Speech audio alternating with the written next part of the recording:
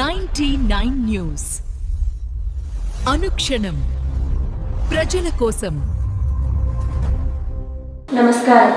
99 news కు స్వాగతం. రంజాన్ పర్వదినాన్ని పురస్కరించుకొని సిపిఐ జిల్లా కార్యదర్శి సాబిర్ పాషాకు కార్పొరేటర్లు, నాయకులు రంజాన్ శుభాకాంక్షలు తెలియజేశారు. ఈద్గా వద్ద ప్రార్థనల అనంతరం సాబిర్ పాషా స్వగృహంలో ఆయన్ని కలిసి తేనేటి విందులో పాల్గొన్న కార్పొరేటర్లు మునిగడప వెంకన్న, బండి నరసింహారావు, బోయిన విజయ్ కుమార్, బ్యాండ్ దుర్గా తదితరులు పాల్గొన్నారు.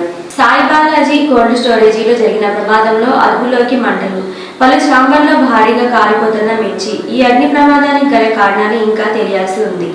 గజియాబాద్లో గూఢచర్యంపై ఉక్కుపాదం, మరో 9 మంది అరెస్టు, మొత్తం సంఖ్య 15కు చేరింది. వీరిలో 5 మంది మైనర్లు ఉన్నారు. పాకిస్తాన్తో సంబంధం వెలుగులోకి వచ్చింది. రెడ్ ఫోర్ట్ పేలుడు సూత్రధారి సోహెల్ కు సంబంధం ఉన్నట్లు సమాచారం. హైదరాబాద్ లోని జియాగూడలో అవసరమైన లైసెన్సులు లేకుండా అపరిశుభ్రమైన పరిస్థితుల్లో సమోసాలు తయారు చేస్తున్న ఒక యూనిట్ ను టాస్క్ ఫోర్స్ పోలీసులు గుర్తించారు. నిర్మాత నాణ్యత లేని పదార్థాలు, కుళ్ళిన గుడ్లు మరియు పునర్వినియోగించిన నూనెను ఉపయోగిస్తున్నాడు. ఆ వ్యక్తిని అరెస్టు చేసి కేసు నమోదు చేసి 5 లక్షల విలువైన సరుకును స్వాధీనం చేసుకున్నారు. తమిళనాడుకు చెందిన సుబ్రహ్మణ్య భారతి అత్యంత కఠినమైన యూపీఎస్సీ సివిల్స్ పరీక్షను మొదటి ప్రయత్నంలోనే క్లియర్ చేసి ఐఏఎస్ సాధించాడు. ఇది సాధారణ విజయం కాదు. రోజువారీ కూలీగా పనిచేసే తండ్రి, ఆర్థిక ఇబ్బందులు, కానీ కళ మాత్రం పెద్దది. 18 ఏళ్లకే ఎలాంటి గైడెన్స్ లేకుండా ప్రారంభమైన ప్రయాణం పట్టుదల, కష్టపాటు, సరైన మార్గదర్శకత్వంతో విజయంగా మారింది.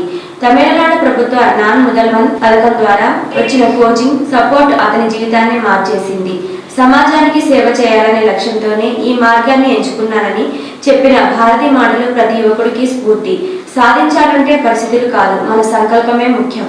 ఓరుగల్లు ఆరాధ్య దైవం భద్రకాళి దేవాలయ అభివృద్ధి కోసం మానవీధుల నిర్మాణం నిమిత్తం తమ స్థలాలను స్వచ్ఛందంగా అప్పగించిన 17 నిర్వాసిత కుటుంబాలకు ప్రభుత్వం తరఫున న్యూ సాయంపేటలోని డబుల్ బెడ్రూమ్ ఇళ్ల పట్టాలను కూడా కార్యాలయంలో నిర్వహించిన లక్కీ డ్రా ద్వారా KUDA chairman Inagala Venkatramireddy, Warangal west MLA Nayani Rajender Reddy, Hanumakonda collector మరియు కుడా వైస్ చైర్మన్ శ్రీమతి చాహత్ బాజ్పేయి కలిసి పంపిణీ చేశారు. Collector Chahat Bajpai lucky draw ద్వారా పారదర్శకంగా ఇళ్ల కేటాయింపు ప్రక్రియను పూర్తి చేశారు.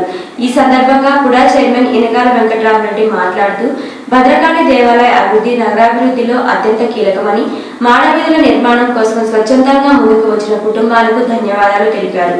ఈ కార్యక్రమంలో కూడా అధికారులు మరియు లబ్ధిదారులు పాల్గొన్నారు. ఖమ్మం ఓలా షోరూంలో ఎలక్ట్రిక్ బైకులు దగ్ధమయ్యాయి. కాలి బూడిదైన 2 బైకులు. పేలుడు శబ్దం రావడం, మంటలు పెద్ద ఎత్తున రావడంతో వెంటనే ఫైర్ సిబ్బందికి సమాచారం అందించారు. ఛార్జింగ్ పెట్టడం వల్ల ఏదైనా ప్రమాదం జరిగిందా లేదా షార్ట్ సర్క్యూట్ వల్ల జరిగిందా అనే కోణాల్లో విచారణ చేపట్టారు. ఖమ్మం జిల్లా సత్తుపల్లి పట్టణంలోని ఎన్టీఆర్ నగర్లో ఉద్రిక్త పరిస్థితులు నెలకొన్నాయి.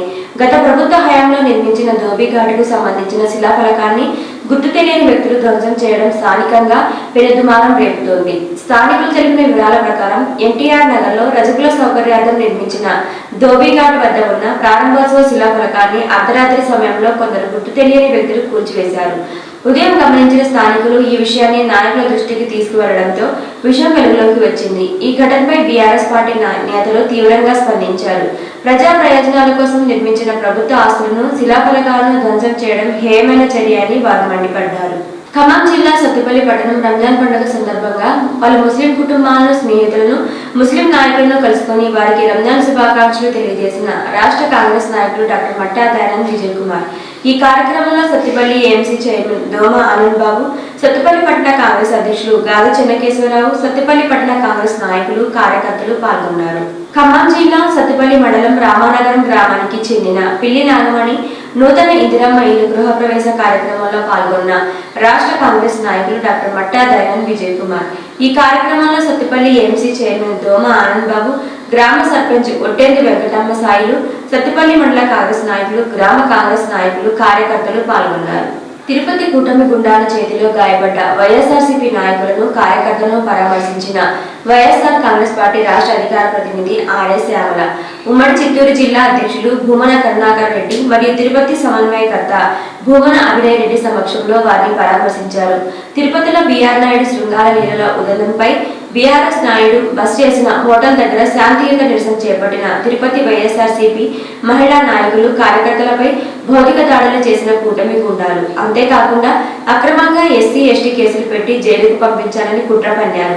న్యాయస్థానంలో బెయిల్ మంజూరు చేశారు. ఈ సందర్భంగా తిరుపతి భూమన కరుణాకర్ రెడ్డి నివాసంలో వైఎస్ఆర్సీపీ రాష్ట్ర అధికార ప్రతినిధి శ్యామల వారందరినీ పరామర్శించారు.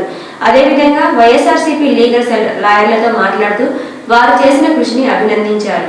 ఈ రోజున హిందూ సమాజం అంతా తలదించుకునేలా ఒక గౌరవమైన పదవిలో ఉంటూ కూడా ఆయన చేసినటువంటి పనులు, ఆయన ప్రవర్తించినటువంటి తీరు ఎప్పుడైతే సోషల్ మీడియా వేదికగా కావచ్చు, మీడియా పరంగా కావచ్చు బయటకు వచ్చి అందరికీ తెలిసిందో అప్పటి నుంచి ఇంత గౌరవమైన పదవిలో ఉండి ఇవా ఈయన చేసే పనులు, ఇదా ఈయన వ్యవహరించే తీరు అనుకుంటూ ఈ రోజున హిందూ సమాజం అంతా తలదించుకునేటువంటి పరిస్థితిలో ఉంది.